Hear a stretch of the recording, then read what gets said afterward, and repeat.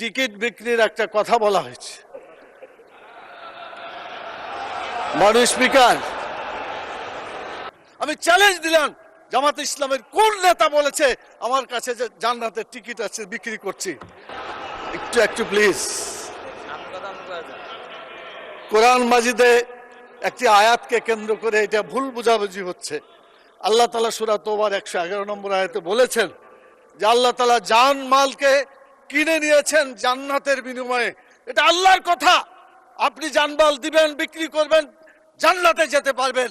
জানমাল আল্লাহর পথে দিবেন না, আপনার কপালে জান্নাত হবে না।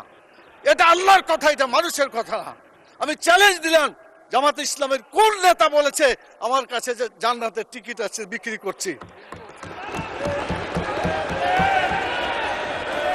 মাননীয় প্রধানমন্ত্রীকে জবাব দিতে হবে কেন তিনি এটা বলছেন। আমাদের ফখরুল ইসলাম সাহেব বলেছিলেন আমরা শরীয়তের আইন বিশ্বাস করি না, পরে অবশ্য আত্মসমর্পণ করে নির্বাচনের আগে বলেছেন শরীয়তের বিরুদ্ধে আমরা কোনো আইন আমরা পাশ করব না। তো ধন্যবাদ ওনাকে অন্তত তওবা করে ফিরে এসেছেন। আমরা আল্লাহর আইন চাই, আপনারা আল্লাহর আইনের বিরোধিতা করবেন না বলেছেন। অতএব আসুন বাংলাদেশে মানুষের আইনের কবর রচনা করে কোরআনের আইন প্রতিষ্ঠা করি রব্বুল আলামিন। আল্লাহ তাআলা আমাদেরকে সে তৌফিক দান করুন। মাননীয় স্পিকার, কথা বলার সময় নাই। আমার নির্বাচনী আসনের কথা, সকলের জন্য যে কথা, আমার নির্বাচনী এলাকা গোদাগাড়ি থানার একই কথা।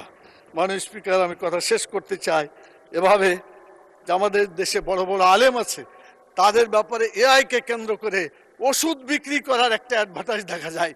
তো এআই যে এইভাবে বড় বড় ওলামায়ে কেরাম, আহমদুল্লাহ সাহেব, আজহারি সাহেব, জাকের নায়েক ইত্যাদি, তাদের বিরুদ্ধে যেটা মানে এই সেক্স অ্যাডভার্টাইজ করার ব্যাপারে ওষুধপত্র বিক্রি করছে, এটার বিচার হওয়া উচিত।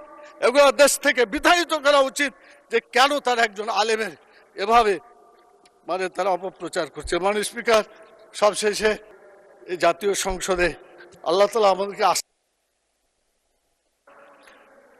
পরবর্তী বক্তা জনাব গোলাম মোহাম্মদ সিরাজ, বগুড়া 5। আপনার সময় 6 মিনিট। এখনো পয়েন্ট অফ অর্ডার হবে না। জিএম সিরাজ। আমি 6 মিনিটের বক্তব্য রাখতে পারবো না মাননীয় স্পিকার। আমি 6 মিনিট বক্তব্য রাখতে পারবো না। আপনি চালান না, দেখি কি স্পিড আপনার। চালাবো, আমাকে আরো 6 মিনিট দিতে হবে।